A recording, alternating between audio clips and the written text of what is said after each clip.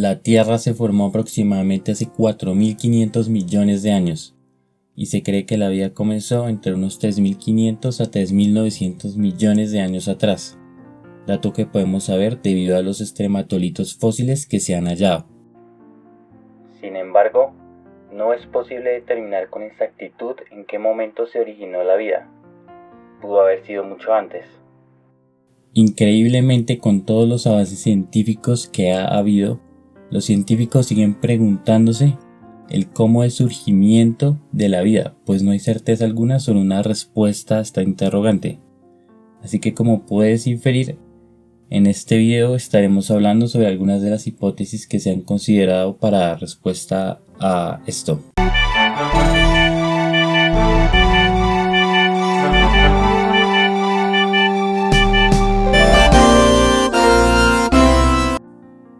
La primera teoría que vamos a abarcar fue propuesta por el científico ruso Alexander Oparin, o como se pronuncia, no sé ruso, y el inglés John Burdon-Haldane. Esta teoría sugiere que la vida podría haber surgido paso a paso de materia no viva, a través de un proceso de evolución química gradual. Oparin y Haldane pensaban que la Tierra en sus inicios tenía una atmósfera con una muy baja concentración de oxígeno, en la que moléculas inorgánicas simples pudieron haber reaccionado con rayos o energía del Sol para formar unidades más complejas como aminoácidos y nucleótidos, acumulándose en los océanos en lo que se llama comúnmente como una sopa primordial. Pero, ¿y qué son los aminoácidos y los nucleótidos? Los aminoácidos son moléculas que se combinan para formar proteínas. Como sabemos, las proteínas son fundamentales para la vida, pues se encargan de ayudar al cuerpo a crecer, descomponer los alimentos, reparar tejidos, etc. Por otro lado, los nucleótidos son las unidades encargadas de formar los ácidos nucleicos, es decir, el ADN y el ARN. Estas proteínas y moléculas de ADN y ARN también podrían haberse ensamblado en unidades que fueran capaces de duplicarse.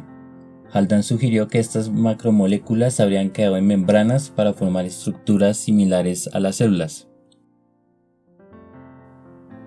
Más tarde, en 1953, los químicos estadounidenses Stanley Miller y Harold Urey hicieron un experimento para comprobar las ideas de Oparin y Haldane.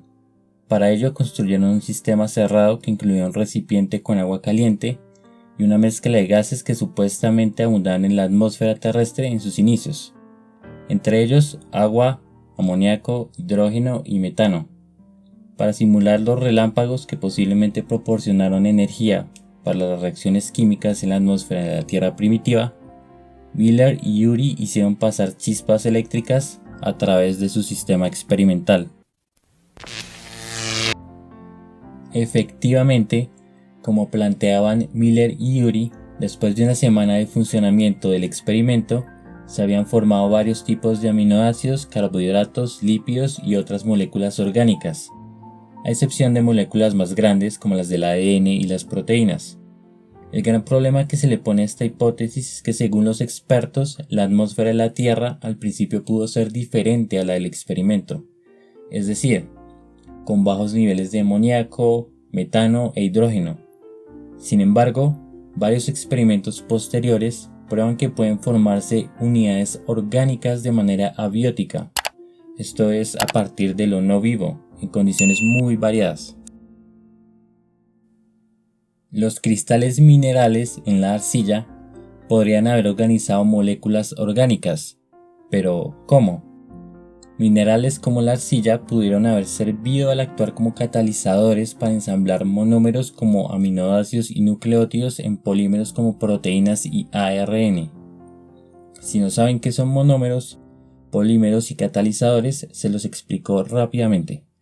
Los monómeros son moléculas de pequeña masa molecular que están unidos a otros monómeros, a veces cientos o miles, por medio de enlaces químicos, formando macromoléculas llamadas polímeros. Un catalizador es una sustancia que, sin ser modificada durante el proceso, cambia la velocidad de una reacción química. El bioquímico Sidney Fox determinó que si los aminoácidos se calentaban en ausencia de agua, podrían vincularse y formar proteínas, pues según Fox, los aminoácidos que se encontraban en el mar pudieron haber salpicado en alguna superficie caliente como un flujo de lava, que pudo haber dado paso a una proteína. Los polímeros que flotan en una solución tienden a descomponerse rápidamente, lo cual avala que se hayan unido a estos minerales. Aun con la formación de polímeros resuelta de manera parcial con esta hipótesis, existen otras incógnitas que no cubre, como por ejemplo la manera en la que llegaron a duplicarse estos polímeros.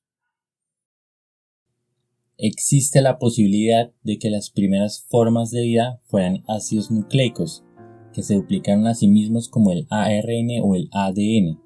En este caso, el ARN sería la primera molécula genética, puesto que además de llevar información, puede actuar como catalizador a diferencia del ADN, del que no se sabe de ninguna molécula catalítica que surja de manera natural.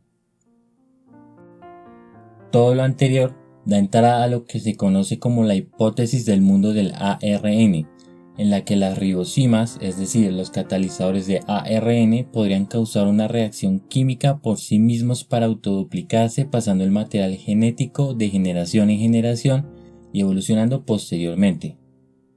También es posible que una molécula más sencilla y similar al ARN con capacidad catalítica y de portar información cumpliera el rol de molde para la síntesis de ARN. Esta otra hipótesis es contraria a la anterior, sugiriendo que el metabolismo fue primero que los genes, y consiste en una serie de reacciones químicas simples que se desarrollan sin la ayuda de enzimas complejas a través de la acción catalítica de moléculas pequeñas o minerales naturales. En esta teoría existe un interés especial en el ciclo inverso de Krebs, puesto que es una ruta metabólica que algunas bacterias utilizan para producir compuestos orgánicos a partir de dióxido de carbono e hidrógeno, moléculas simples que son muy comunes en el universo y que serían bastante comunes en la Tierra primitiva. El ciclo lo que hace es unir estas moléculas para producir unidades más complejas que puedan llevar a aminoácidos, carbohidratos y grasas, y que eventualmente lleven a macromoléculas. La tarea de los investigadores será entonces simular diferentes ambientes para averiguar en cuáles podría haber ese dado proceso químico. Por último, está la posibilidad de que las moléculas orgánicas llegaran desde el espacio a través de los meteoritos, pues se sabe que los compuestos orgánicos se pueden formar en el espacio. Por ejemplo, en los meteoritos ALH 84001, que vino de Marte, contenía moléculas orgánicas al igual que el meteorito Murchison, que portaba bases nitrogenadas como las que se encuentran en el ADN y el ARN, así que una avalancha de estos meteoritos pudo haber sembrado a la Tierra con compuestos orgánicos hace más de 13 eones. Algunos científicos sugieren que incluso podríamos ser marcianos y que a través de un meteoro llegamos aquí.